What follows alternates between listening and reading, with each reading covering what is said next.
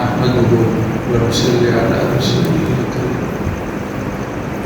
دعا جو ہے یہ ایک بڑا وظیفہ ہے مسلمان کا۔ دعا جو ہے وہ ایک ہتھیار ہے۔ دعا جو ہے یہ عبادات کا خلاصہ ہے۔ الدعاء مخ العبادات، جو دعا ہے یہ عبادات کا خلاصہ ہے۔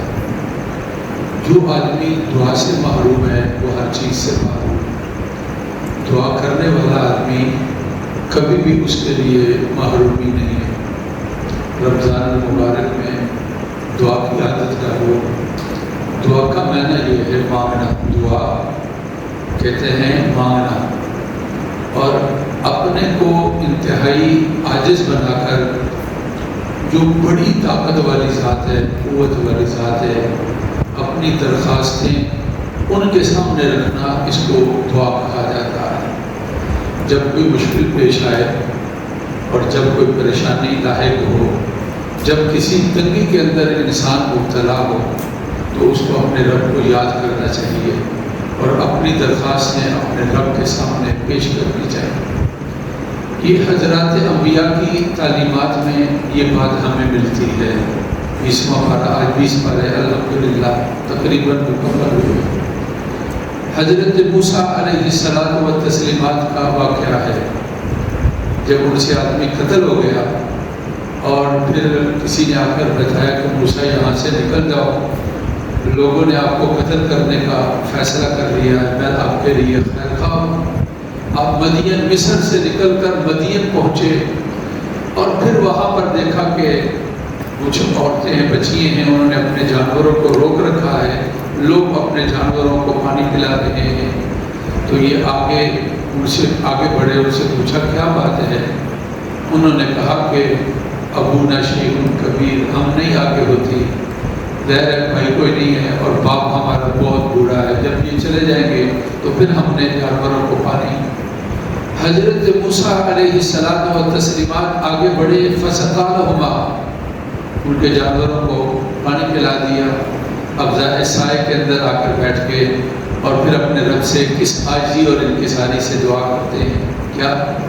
ربی انی لما انزلت الی من خیر فقیر، کہ میرے رب آپ جو فیصلہ میرے بارے میں کریں گے میں اس کا محتاج ہوں اور فقیر ہوں۔ ربی انی لما انزلت الی من خیر، جہاں آدمی کوئی جا کر پڑاؤ ڈال دے، مسافر ہو کسی نئی بستی شہر اور کسی نئے بزنس کے اندر کسی پارٹی کے پاس جاتا ہے، تو حضرت موسیٰ کی دعا ہے کیا؟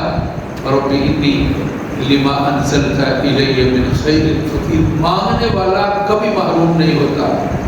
ایک حدیث آپ کے سامنے پیش کرتا ہوں۔ آپ صلی اللہ علیہ وسلم نے فرمایا اللہ تعالیٰ قیامت میں ایک آدمی کو اپنے سامنے لائے، اس کو بتایا میرے بندے، دنیا میں تم نے یہ مانگا تھا میں نے تمہیں دے دیا، یہ مانگا تھا میں نے دے دیا، یہ مانگا تھا میں نے دے دیا، اور یہ مانگا تھا میں نے تمہیں نہیں دیا۔ دنیا میں تم نے اس چیز سے پناہ مانگی تھی میں نے دے دی، اس سے تم نے پناہ مانگی میں نے دے دی، اس سے یہ چیزیں میں نے پناہ نہیں دی۔ دیکھ اس کے بدلے کے اندر آج یہ تیرے لیے یہ جو اجر ہے نا، یہ ثواب ہے، یہ نیکیاں ہیں، یہ ڈھیر ہیں، وہ دنیا کے اندر جڑی تمہاری دعائیں قبول نہیں ہوئی تھی، آج یہ اس کا بدلہ دیا جا رہا ہے۔ اس وقت وہ آدمی کہے کہ کاش میری دنیا میں کوئی دعا نہ قبول ہوتی، آج مجھے اس کا یہ بدلہ اور یہ اجر جو ہے اللہ کے حضور ملتا۔ اس لیے مانگنے والا کبھی بھی محروم نہیں رہتا ہے۔ کامل یقین کے ساتھ اپنی عجز اور انکساری سے اپنے اللہ کے حضور اپنی درخواستیں پیش کرنی چاہیے۔ یہ حضرات انبیاء کا طریقہ ہے۔ جس طرح کہ حضرت موسیٰ علیہ السلام نے جب دعا کی، پھر اللہ کی ذات نے ٹھکانہ بھی دے دیا، شادی بھی دے دی، گھر بھی دے دیا، گھر والے بھی دے دیے۔ حضرت موسیٰ علیہ السلام کا یہ تفصیلی واقعہ ہے۔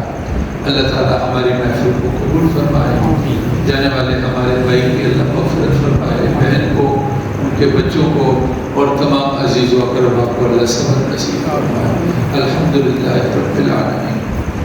اللہم صل علی سیدنا و مولانا محمد وعلی آل سیدنا و مولانا محمد وسلم اللہ ہماری محفل کو قبول فرما، نبائی کو مغفرت فرما، پسماندگان کو صبر نصیب فرما، والدین بہن بھائی فوج شدگان کی مغفرت فرما، مریضوں کو اللہ صحت دے دے، اسپتالوں میں ہے یا گھروں میں اللہ مریضوں کو صحت دے، اللہ ہر طرح کی آزمائش اور پریشانیوں سے بچا لے۔ ہمارے بہن بھائی عزیز بچے جہاں بھی ہیں اللہ تیری امان اور حفاظت میں ہے، ان کی حفاظت فرما، جنگ کا اللہ خاتمہ فرما دے، اللہ جنگوں کو ختم فرما دے، امن امان کو قائم کر دے، ہماری دعاؤں کو قبول فرما۔ وصلی اللہ تعالی علی سیدنا و مولانا محمد و آلہ و اصحابہ۔